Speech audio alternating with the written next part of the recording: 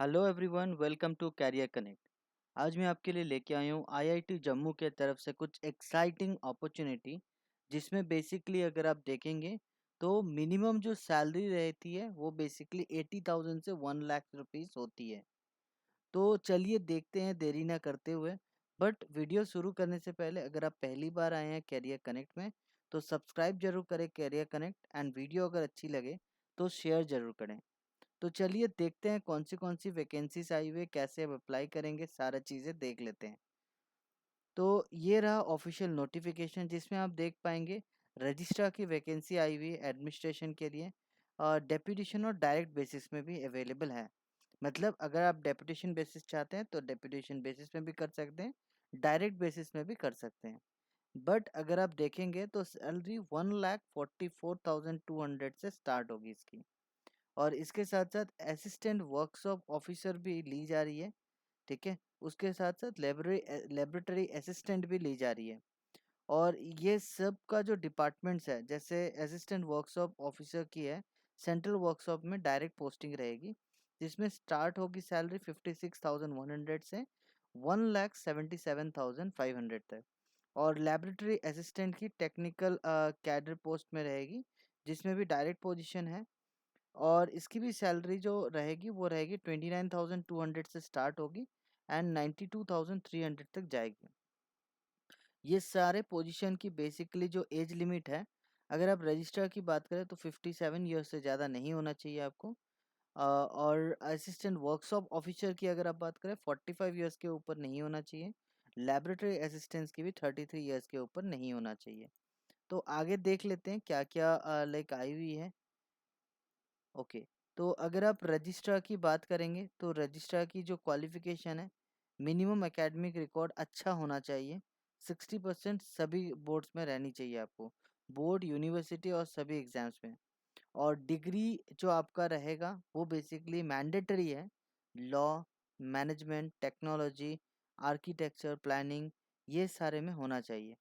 और इसके अलावा भी आपकी जो एक्सपीरियंसेस है, मिनिमम 2 इयर्स का हैंडलिंग लाइक कंप्यूटराइज एडमिनिस्ट्रेशन की होनी चाहिए।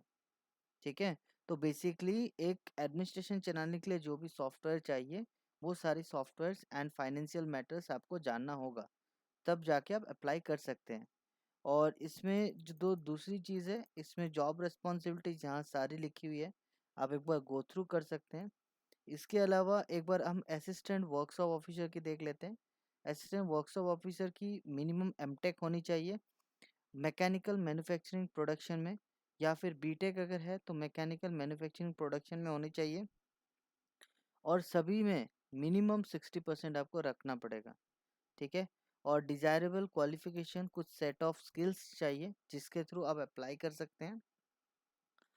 जैसे experience related repairing and maintenance of engineering workshop and power house and factory, मतलब इंजीनियरिंग रिलेटेड आपको काम आना चाहिए। और CNC machine, welding machine, electronic, ये सारा कुछ आपको चलाना आना चाहिए। Knowledge of safety protocols and regulations, ये सारे जानने होंगे आपको। Skills of fabrication, material handling, ये सारा कुछ आपका बेसिक स्किल रखना पड़ेगा अगर आप अप्लाई करते हैं। और इसके अलावा भी बहुत सारे एडिशनल जॉब रिस्पॉन्सिबिलिटीज़ हैं। ये पीडीएफ की लिंक मैं आपको डिस्क्रिप्शन में दे दूंगा, अगर आप एक बार गो थ्रू कर सकते हैं।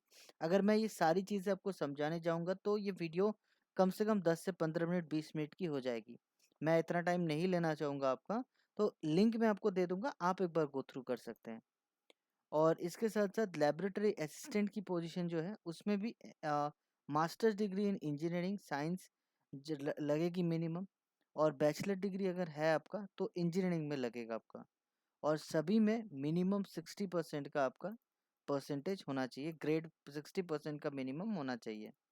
और डिज़ायरेबल क्वालिफिकेशन की अगर हम बात करें, आपको स्पेसिफिक टूल्स, इक्विपमेंट, टेक्नोलॉजीज, ये सारे के बारे में आपको प्रॉपर नॉलेज होना चाहिए। लेबोरेटरी में एक जो भी रिक्वायरमेंट लेबोरेटरी इक्विपमेंट्स होता है, इन्वेंट्री मैनेजमेंट होता है, मेंटेनेंस, सेफ्टी प्रोटोकॉल्स, उसके बाद बहुत सारे लेबोरेटरी इन्वायरमेंट, ये सारा के बारे में आपको नॉलेज होना चाहिए। और इसके साथ साथ आपकी जो जॉब रिस्पॉन्सिबिलिटी रहेगी, basically laboratory setup and maintenance, conducting experiments रहेगा आपका। उसके बाद टेक्निकल असिस्टेंट रहेगा। उसके बाद इन्वेंट्री मैनेजमेंट करना होगा, डॉक्यूमेंटेशन रिपोर्टिंग, लैब स्केड्यूल और कोऑर्डिनेशन रहेगा आपका काम। क्वालिटी कंट्रोल भी आपको चेक करना होगा। और ये सारा जो पोजीशन है ये अब अप्लाई कैसे कर सकते हैं ये भी मैं आपको बता देता हूँ। तो application one submitted can not be okay. तो एक बार हम देख लेते हैं एप्लीकेशन कैसे आप सबमिट करेंगे। तो बेसिकली एप्लीकेशन सबमिट करने की जो प्रोसेस है इसमें एक फॉर्म दिया गया है, इस फॉर्म के थ्रू आप अप्लाई कर सकते हैं। अगर आप इस फॉर्म को ओपन करेंगे तो एक बार हम चेक कर लेते हैं इस फॉर्म में क्या क्या चीज़ें हैं, ताकि आपको मैं सारी चीज़ें मैं समझा पाऊँ। तो बेसिकली यहाँ आप देख पाएंगे यहाँ 3 ऑप्शन दिया गया है, non teaching position, regular faculty और कॉन्ट्रैक्चुअल स्टाफ। तो आपको जो अप्लाई करना है वो बेसिकली नॉन टीचिंग पोजीशन में अप्लाई करना है। ठीक है, यहाँ से आप जैसे लॉगिन में क्लिक करेंगे आपका लाइक एक अकाउंट क्रिएट करना होगा। यहाँ जैसे आप बेसिक अकाउंट क्रिएट कर लेंगे उसके बाद आप यहाँ लॉगिन करेंगे। लॉगिन करने के बाद आपकी एप्लीकेशन आप स्टार्ट कर सकते हैं। ये सारी लिंक्स मैं आपको डिस्क्रिप्शन में प्रोवाइड कर दूंगा। तो आज के लिए इतना ही। Thank you so much, thank you for watching career connect. जुड़े रहें हमारे साथ ताकि लेटेस्ट जॉब अपडेट सबसे पहले हम आप तक पहुँचा पाएँ। Thank you so much.